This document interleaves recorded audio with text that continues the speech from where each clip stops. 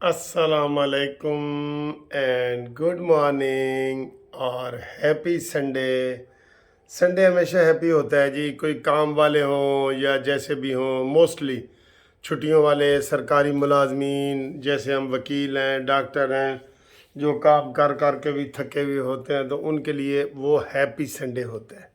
ٹھیک ہے، تو یہ ہیپی سنڈے تو ہے، اور چائے بھی میں پینے لگا ہوں یہ ناشتے کے بعد، جو ہے نا ناشتے کے بعد۔ ایک تو آپ بتائیں کہ آپ نے ناشتہ کیا کیا کیا ہے، اور ناشتے میں آپ عام روٹین کیا ہے؟ میری جیسے عام طور پہ 2 آملیٹ ہوتے ہیں اور 2 ڈب روٹی کے پیس ہوتے ہیں، لیکن آج چونکہ گیس نہیں آ رہی تھی تو اوون پہ جو ہے نا وہ سالن گرم کی ہے اور رات کی روٹی گرم کی ہے، وہ میں نے کھائی ہے، اور اب چائے پینے لگا ہوں۔ تو آپ بھی اپنی روٹین بتائیں، لیکن ادھر بہت بڑی خبریں ہیں جو ٹی وی پہ نہیں آئیں، اس کو آپ بریکنگ نیوز کہہ سکتے ہیں، اس سے بھی بڑی بریکنگ نیوز کہہ سکتے ہیں جو ٹی وی پہ نہیں آئی۔ یہ میں پہلے آپ کو دکھاتا ہوں، پھر اس کے اوپر تبصرہ پڑھتا ہوں، پھر تبصرہ بھی کرتا ہوں۔ یہ آج کا اخبار ہے، یہ اتوار، کیا لکھا ہوا ہے جی، 5 نومبر، اور یہ جو خبر اس میں سب سے اہم خبر ہے نا، وہ یہ میں دکھاتا ہوں آپ کو، یہ خود اپنی آنکھوں سے دیکھیں۔ یہ کیا لکھا ہوا ہے؟ یہ مولانا فضل الرحمان فلسطینیوں کی مدد کے لیے غزہ روانہ ہیں۔ یہ میں پڑھ کے حیران ہو گیا۔ یہ لکھا ہوا ہے جی، بقیہ صفحہ 13 پہ آئے جی، یہ دیکھیں، یہ بھی میں آپ کو پڑھ کے سناتا ہوں کہ 13 کے اوپر کیا ہے۔ پہلے یہ دیکھیں، یہ بقیہ 13۔ جے یو آئی کے سربراہ مولانا فضل الرحمان اسرائیل کے حملے کی زد میں آنے والے فلسطینیوں کی مدد کے لیے تیزی سے غزہ روانہ ہو گئے۔ غزہ روانہ ہو گئے، اور آگے دیکھیں، وہ کسی بھی مسلم ملک کے پہلے مذہبی سیاسی رہنما ہیں جو جنگی علاقے کے سفر پر گئے ہیں۔ بالکل حیرانی والی بات ہے۔ مولانا فضل کی نقل و حرکت کو خفیہ رکھا گیا ہے۔ یہ خفیہ کیوں رکھا گیا ہے؟ یہ آپ دیکھیں، آگے آئیں۔ کیونکہ وہ تباہ حال لوگوں تک خاموشی سے پہنچ کر ان کی مدد کرنا چاہتے تھے۔ تو مولانا صاحب کتنے کی مدد کر سکتے ہیں جی؟ ایک بندہ کتنے بندوں کی مدد کر سکتا ہے؟ پھر وہ اپنے ساتھ خوراک اور ادویات لے کر جا رہے ہیں۔ وہ ظاہر خوراک اور ادویات کسی ٹرک میں ہی جائیں گی نا، یا کسی جہاز میں جائیں گی۔ مولانا کے قریبی ذرائع نے جنگ کو بتایا کہ کراچی میں فلسطینیوں سے اظہار یکجہتی کے لیے ایک بڑی ریلی سے خطاب کے بعد، جسے طوفان الاقصی مارچ اور سندھ امن کانفرنس کا نام دیا گیا تھا، وہ اس منزل کی جانب روانہ ہو گئے ہیں جہاں سے وہ مظلوم لوگوں تک پہنچیں گے۔ اس حوالے سے جب جمعیت علماء اسلام سنیں کہ ترجمان اسلم غوری سے رابطہ کیا تو انہوں نے تصدیق کی کہ مولانا فضل الرحمان غزہ کی طرف سفر کر رہے ہیں، لیکن انہوں نے تفصیلات بتانے سے گریز کیا۔ مجھے یہ بتائیں کہ یہ بات کوئی چھپانے والی ہے؟ یہ کیا بات ہے؟ یہ کیوں ایسی خبر آئی ہے کہ جناب مولانا صاحب چلے گئے اور اس کا کوئی بتا ہی نہیں رہے؟ حیرانگی کی بات ہے، یہ تو بڑی خبر ہے۔ کیا وہ واپسی پہ بتائیں گے کہ جب مولانا صاحب خیر خیریت سے آ جائیں؟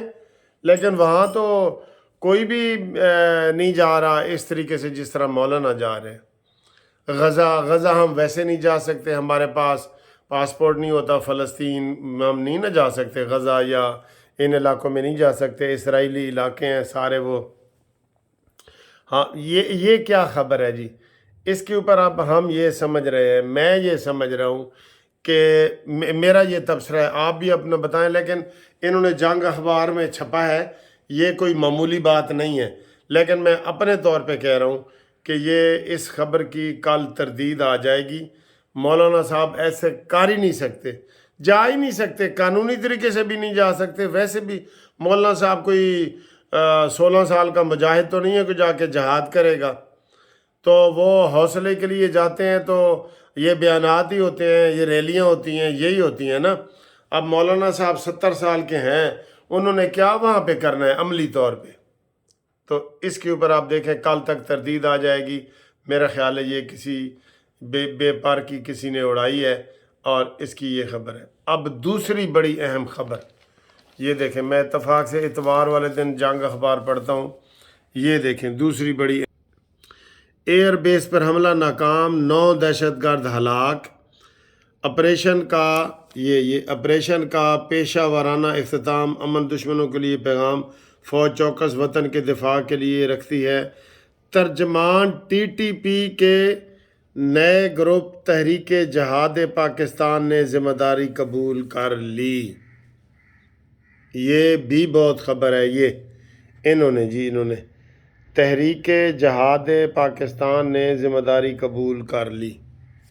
یہ کل ہم اس کو سمجھ رہے تھے کہ شاید ہم اس کا ذکر نہ کریں، لیکن بہرحال کارروائیاں یا تو انڈیا کر سکتا ہے یا تحریک طالبان کر سکتے ہیں، اور اس کو جوڑا جا رہا ہے کہ جناب یہ افغان مہاجرین کو جو نکالا جا رہا ہے تو یہ ریئیکشن وغیرہ بھی ہو رہا ہے. لیکن یہ کام تو پہلے کے جاری تھے. لیکن کل اس میں اتفاق ہے کہ کل جو ہے نا وہ 4 جگہ پہ حملے ہوئے ہیں، گوادر میں، میاں والی میں، لکی مروت میں اور ڈیرہ اسماعیل خان میں، اور ایک بندہ ایک اور جگہ بھی بتا رہا تھا. 5 جگہ پہ کل ہی حملے ہوئے ہیں. تو کل اگر وہ سب سے بڑا حملہ تو یہی ہے جس میں 9 بندے مارے گئے، اگر وہ کامیاب ہو جاتے ایئر بیس پہ تو یہ بہت بڑی بات تھی، بہت بڑی ناکامی ہونی تھی. ٹھیک ہے، ہاں جی. اور ایک خبر یہ ہے، آپ یہ دیکھیں، یہ بھی دیکھیں، عام لوگوں کو ان خبروں کا نہیں پتہ ہوتا تو وہ کیا ہو رہا ہے. یہ دیکھیں، یہ میں آپ کو ایک بتاتا ہوں، ایک عام سی خبر ہے. یہ دیکھیں کرکٹ کے حوالے، یہ تیسری خبر، یہ پڑھیں. کرکٹ ورلڈ کپ سے بھارت کو 66,000 کروڑ 66,000 کروڑ یہ بہت بڑی رقم ہے روپے آمدن متوقع. یہ میگا ایونٹ کی پہلی بار تنہا میزبانی کرنے والے بھارت کی معیشت کو زبردست فائدہ مل رہا ہے، اور نشریاتی حقوق سے 36,000 کروڑ روپے ملیں گے. ٹکٹوں کی فروخت سے 6,000 کروڑ انکم کا امکان ہے. اشتہارات کے نرخ پیچھے، ورلڈ کپ سے 40% زیادہ، 1 سیکنڈ کے لیے 9 لاکھ روپے کا ریٹ. دیکھیں یہ خبریں، دیکھیں 66,000 کروڑ ایک ورلڈ کپ کے میچ سے، اتنے پیسے. یہ بھی بڑی عجیب بات ہے، یہ بھی بڑی عجیب بات ہے. ٹھیک ہے، دوسری یہ آپ کی جناب پسندیدہ خبر ہے. فواد چودھری اسلام آباد میں گرفتار، اہلیہ نے تصدیق کر دی. شوہر کو سادہ لباس میں ملبوس افراد اور پولیس نے گرفتار کیا. ہبہ چودھری. ایک اور یہ بیان آیا ہے، یہ جناب یہ صدر عارف علوی کو مستعفی ہونا چاہیے. Ishaq Dar. P T I اور پی پی انتخابی کھیل رہے ہیں. تفصیلی انٹرویو آج جرگہ میں دیکھیں. لو جی، ایک اوورسیز کی خبر آئی ہے، اور اوورسیز کی خبر آئے اور قانونی ٹی وی خاموش رہے، یہ نہیں ہو سکتا. یہ دیکھیں، یہ دیکھیں جی، اوورسیز پاکستانیوں کے لیے پارلیمان میں نمائندگی کی تجویز زیر غور. اسحاق ڈار. یہ تو بڑی اچھی بات ہے بھائی. 14/2. یہ جی اسحاق ڈار نے کہا ہے کہ مرکزی رہنما یہ اسحاق ڈار نے کہا ہے کہ اوورسیز پاکستانیوں کے لیے پارلیمان میں نمائندگی کی تجویز غیر غور ہے. نواز شریف کی قیادت میں ملک کو ترقی کی جانب گامزن کرنے کی دوبارہ کوشش کریں گے. سینئر نائب صدر چیف آرگنائزر مسلم لیگ بیرسٹر امجد ملک نے مسلم لیگ نون کے انٹرنیشنل افیئر کے صدر سابق وزیر خانہ اسحاق ڈار سے لاہور میں خصوصی ملاقات کی، جس میں انٹرنیشنل فورم پر جاری تنظیم سازی کی رپورٹ، صدر انٹرنیشنل افیئرز کی اور ہر طلب معاملات پر گفتگو کی.